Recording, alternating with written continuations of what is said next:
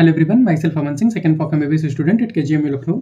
तो organic chemistry के similar looking reactions का ये अगला पार्ट है। इसके बाद एक दो पार्ट और आएंगी ज़्यादा से ज़्यादा, तो आपका ज़्यादातर रिएक्शन यहाँ से कवर हो जाएगा। ठीक है, काफ़ी सारे वीडियोज़ पहले से अवेलेबल हैं, तो उनको भी आप एक बार देख लो। ठीक है, ताकि आपको एक जैसे दिखने वाले रिएक्शंस में कभी कन्फ्यूजन ना हो और आप सिली मिस्टेक से बच जाओ। ठीक, इसके अलावा आप इनऑर्गेनिक केमिस्ट्री में कर सकते हो, कम हेडिंग में, वहाँ पे ज़्यादातर चीज़ों को मैंने बताया है, और फिजिकल केमिस्ट्री की भी थ्योरी आप पढ़ सकते हो। तो जल्दी से बिना कोई देरी के हम लोग आज का लेक्चर शुरू करते हैं।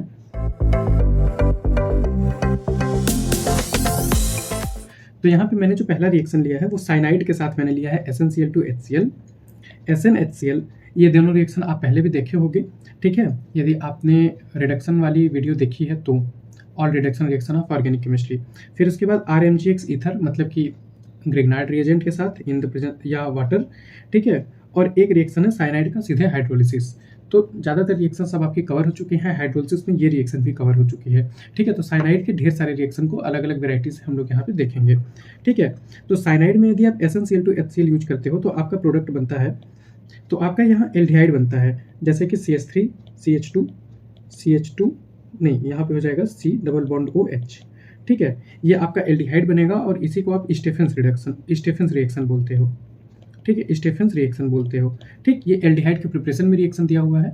एल्डिहाइड के प्रिपरेशन में आपको रोजेनमंड, इटार्ड, स्टेफेंस, गटरमन कोच और एक chlorine in the presence of UV, ये वाला रिएक्शन है। तो ये 4-5 रिएक्शन है जो आपको एल्डिहाइड के प्रिपरेशन में पढ़ने होते हैं। अच्छा, ये जो आपका स्टेफेंस रिएक्शन है, ये आप जब एनसीईआरटी में आप देखोगे, मैंने पहले डिस्कस किया अच्छे से कि स्टेफेंस रिएक्शन में इंटरमीडिएट इमीन बनता है। ठीक है, इमीन आपके पूरे सिलेबस में मुझे जहाँ तक लगता है एक ही जगह पे दिया है, और इमीन के हाइड्रोलिसिस से ये एल्डिहाइड आपका बनता है। ठीक है, तो हाइड्रोलिसिस वाली रिएक्शन में जब मैंने इमीन की हाइड्रोलिसिस पढ़ाई है तो वहाँ पर मैंने बताया कि इमीन के हाइड्रोलिसिस से एल्डिहाइड बनता है। ठीक है, यदि आप SnHCl यूज करते हो तो यहाँ पे क्या होगा, यहाँ पे आपका ये एक तरीके से इसको रिड्यूस कर देगा। ठीक है, तो ये CH2 हो जाएगा और ये NH2 हो जाएगा रिड्यूस होके, तो ये बन जाएगा CH3 CH2 NH2। ठीक है, तो यहाँ पे आपको एल्डिहाइड ना मिलके यहाँ पे आपको क्या मिल गया, प्राइमरी अमीन। ठीक है, और ये स्टेफेंस रिएक्शन नहीं है, this is not Stephens reaction. ठीक है, ये स्टेफेंस नहीं है, कंफ्यूज मत हुआ करो SnCl2HCl और SnHCl में। SnHCl और FeHCl बेसिकली आप रिडक्शन में वहाँ नाइट्रो के ग्रुप में पढ़ते हो कि यदि आपका पेज ही ऐड कर लेता हूँ कि यदि आपका नाइट्रो वाले ग्रुप में, अमीन में आप पढ़ते हो कि यदि आपका बेंजीन है, बेंजीन के ऊपर NO2 लगा है।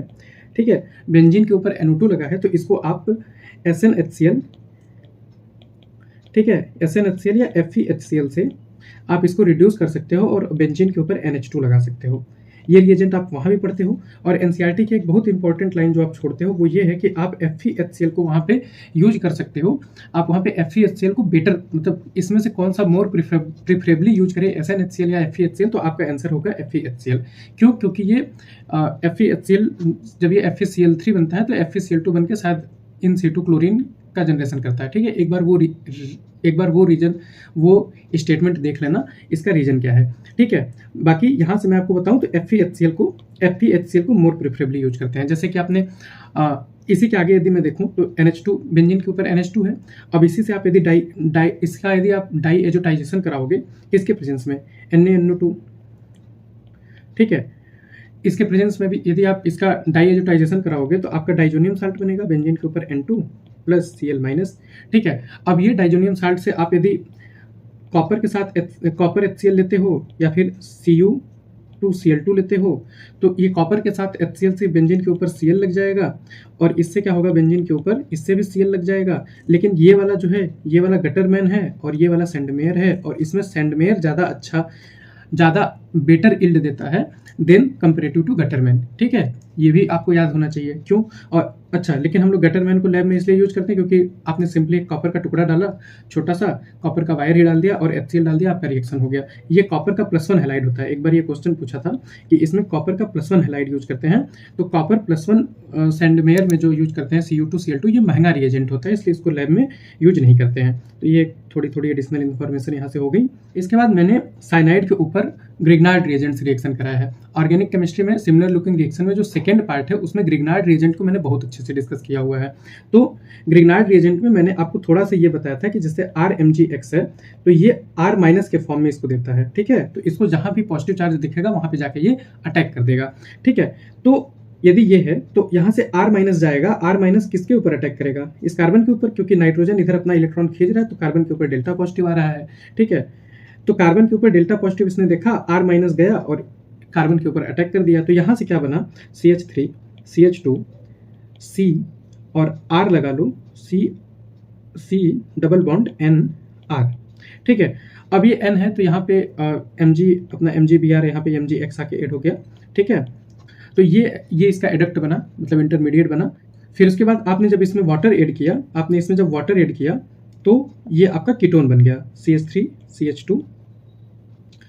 CH2 CR double bond O, ठीक। ये आपका कीटोन के प्रिपरेशन में हम लोग यूज करते हैं। कीटोन के प्रिपरेशन में याद करो मैंने जब RMgX से पढ़ाया था तो उस समय इसमें अच्छे से बताया था कि कीटोन में जैसे कि एसाइल क्लोराइड का रिएक्शन ग्रिग्नार्ड रिएजेंट से करके हम नहीं बनाते हैं कीटोन, क्योंकि वो कीटोन को भी मतलब कि आगे फर्दर वो ग्रिग्नार्ड रिएजेंट से रिएक्ट कर जाता है, ठीक है, और वो टर्सरी अल्कोहल दे देता है। शायद ग्रिग्नार्ड रिएजेंट वाली वीडियो देखो, ठीक। फिर साइनाइड की एक तरीके से मैंने यहाँ पे हाइड्रोलिसिस ली है, ठीक है। साइनाइड की हम हाइड्रोलिसिस करेंगे तो क्या होगा, ठीक। तो हाइड्रोलिसिस वाली वीडियो में साइनाइड की भी हाइड्रोलिसिस बताई है मैंने। तो इसमें 2 स्टेप में, पहले साइनाइड की जब आप हाइड्रोलिसिस करते हो, हाइड्रोलिसिस में मैंने कहा था कि वाटर को H+ और OH- में तोड़ो, H+ को पॉजिटिव चार्ज है तो निगेटिव जहाँ पे मिले वहाँ पे अटैक कर दो, और OH- को जहाँ पे पॉजिटिव दिखे वहाँ पे अटैक कर दो, ठीक। तो यहाँ से हम लोग जब साइनाइड के हाइड्रोलिसिस करते हैं तो ये एसिडिक या बेसिक दोनों मीडिया में होता है। तो साइनाइड के हाइड्रोलिसिस करने से हमें पहले अमाइड मिलता है, ठीक है, CH3 CH2 C double bond O NH2, ठीक है। ये आपका क्या है? अमाइड, ठीक है। ये आपका पार्शियल हाइड्रोलिसिस हुआ, ठीक है, पार्शियल हाइड्रोलिसिस हुआ। देखो ये मैं क्यों बता रहा हूँ, क्योंकि आपसे ये पूछ सकता है कि what will be the partial hydrolysis product of cyanide, that will be amide, ठीक। अब इसका फर्दर हाइड्रोलिसिस होगा जब कंप्लीट हाइड्रोलिसिस होगा, जब इसका कंप्लीट हाइड्रोलिसिस होगा तो आपको क्या मिलेगा? Acid, CH3 CH2 C double bond O OH, ठीक है। आपको तब क्या मिलेगा? एसिड, ठीक है।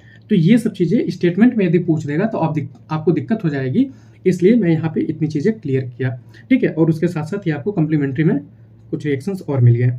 इसके बाद मैंने एक रिएक्शन लिया है, ये रिएक्शन कुछ चीज़ें समझाने के लिए लिया हूँ या फिर कुछ कन्फ्यूजन क्लियर करने के लिए लिया हूँ, ठीक है। जैसे कि हमारे दिमाग में, मैंने भी जब ऑक्सीडेशन रिएक्शन पढ़ाया था तो वहाँ पे मैंने बताया था कि कीटोन जल्दी ऑक्सीडाइज नहीं होता है, ठीक है। कीटोन को ऑक्सीडाइज करने के लिए आपको बहुत विगरस कंडीशन देनी होती है, ठीक है। जैसे कि आप एकदम स्ट्रॉन्ग ऑक्सीडाइजिंग एजेंट लो, HNO3 K2Cr2O7 KMnO4 और उसको हीट कर दो, ठीक है, एसिडिक और बेसिक मीडिया में लगा के। तो वो विगरस जब आप ऑक्सीडेशन करते हो तो कीटोन टूट के एसिड बनता है, ठीक है, कीटोन टूट के एसिड बनता है। और उसमें मैंने बहुत अच्छे से वहां पे रूल्स आपको बताए हैं कि कीटो ग्रुप छोटे वाले चेन के साथ रहना पसंद करेगा, तो आप कैसे 2 एसिड बनाओगे यदि अनसिमेट्रिकल कार्बन की चेन हो तो, ठीक है, अनसिमेट्रिकल कीटोन हो तो, ठीक। तो वो चीज़ें आपके एनसीईआरटी में है, इसलिए मैंने सारी चीज़ें बताई हैं। तो यहाँ से मैं बताऊं कि जैसे कि ये आपका कीटोन हो गया, ठीक है, बेंजीन के ऊपर CuCH3, तो ये मैंने विगरस ऑक्सीडेशन में कर रहा हूँ। आप रिएजेंट तो देखो, विगरस, आप रिएजेंट तो देखो, मैंने KMnO4 K2Cr2O7 जोन्स रिएजेंट, ये सारे मैंने विगरस कंडीशन लिए हैं, तब जाके ये कीटोन ऑक्सीडाइज हो रहा है और इसका प्रोडक्ट क्या बन रहा है? एसिड बन रहा है, ठीक, C double bond O OH, ठीक, C double bond O OH, और ये आपका एक कार्बन का CO2 बन जाएगा, CO2 एक कार्बन का टर्मिनल पे है तो वो CO2 बन जाएगा।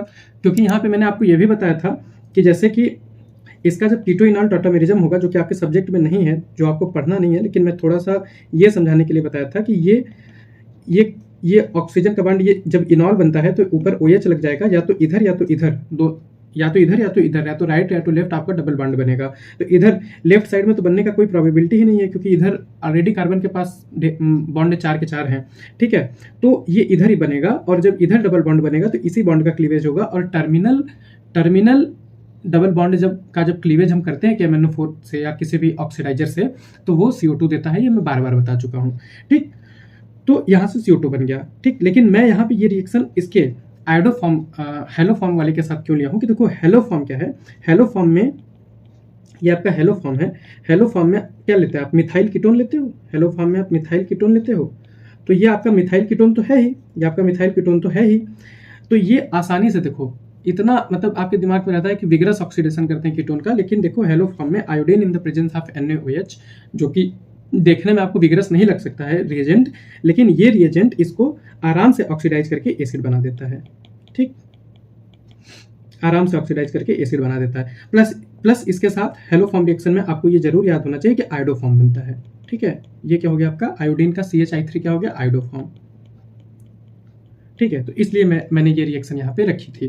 ठीक, कि आपको ये क्लियर हो जाए कि विग्रस ऑक्सीडेशन तो कीटोन का कराते हैं, लेकिन ये जो आयोडो फॉर्म वाला जो ऑक्सीडेशन है जहाँ पे हम लोग मिथाइल कीटोन का ऑक्सीडेशन करते हैं, यदि मिथिल कीटोन है तो वो आराम से ऑक्सीडाइज हम लोग करा लेते हैं। किससे? आयोडो फॉर्म से या हेलो फॉर्म रिएक्शन से। अच्छा, हेलो फॉर्म रिएक्शन की एक खासियत है कि वो डबल बॉन्ड को ऑक्सीडाइज नहीं करता है। ठीक है, मैंने ये चीज़ क्यों यहाँ पे रखी, एक सेकेंड, मैंने ये चीज़ यहाँ पे क्यों रखी, अब यहाँ पे देखो आपको अलग अलग रिएजेंट की वो पता चलेंगे। अब जैसे आपका यही था, जैसे मान लो आप ये ले लो कि आपके पास मान लो CH3 CH2 double bond CH C double bond O CH3, यदि आपका ये रहेगा तो ये क्या है अपने पास, ये अपने पास मिथाइल कीटोन है, ये अपने पास मेथिल कीटोन है। मिथाइल कीटोन को ये आराम से ऑक्सीडाइज कर देगा CH3 CH2 double bond CH C double bond O OH। ठीक है, OH प्लस CH3, ये आपका आयोडो फॉर्म बन जाएगा। तो ये जो आपका रिएक्शन है ये क्या है कि कितनी आसानी से इसने कीटोन जैसे ग्रुप को ऑक्सीडाइज कर दिया, लेकिन इसने डबल बॉन्ड को नहीं ऑक्सीडाइज किया। ठीक है, जबकि देखो स्ट्रॉन्ग ऑक्सीडाइजर कभी डबल बॉन्ड को नहीं छोड़ता है। KMnO4 लो तुरंत बीच में से डबल बॉन्ड को क्लीव कराएगा। अच्छा, ऐसे ही आपको एक दो रिएक्शन और पढ़ने हैं, अभी मैं आगे बताऊंगा अच्छे से, कि जैसे आपका जोन्स रिएजेंट है, इतना स्ट्रॉन्ग ऑक्सीडाइजर है। ठीक है, स्ट्रॉन्ग ऑक्सीडाइजिंग एजेंट है भाई वो, है ना, लेकिन वो देखो डबल बॉन्ड को अफेक्ट नहीं करता है। तो ये रिएजेंट्स की स्पेशलिटी है। ठीक है, इतने स्ट्रॉन्ग है कि कुछ पर्टिकुलर स्पेसिफिक ग्रुप को वो ऑक्सीडाइज कर रहे हैं, लेकिन सिंपल जैसे डबल बॉन्ड को नहीं ऑक्सीडाइज कर रहे हैं, है ना। इसके अलावा एक और रिएजेंट है, 3 है अपने पास, जो कि डबल बॉन्ड को नहीं अफेक्ट करते हैं बल्कि अच्छे अच्छे ग्रुप को ऑक्सीडाइज कर देते हैं, है ना। तो वो अभी मैं अगले वीडियो में या फिर अगले वीडियो में मोस्ट प्रोबेबली वो तीनों रिएक्शन आ जाएंगे आपके पास। अब इसके बाद हम चले अगले पेज पे। तो देखो यहीं पे ये वाला रिएक्शन आ गया। देखो यहाँ पे मैंने जो चीज़ स्पेसिफाई की है वो साथ साथ आपके क्लियर भी हो जाएगी।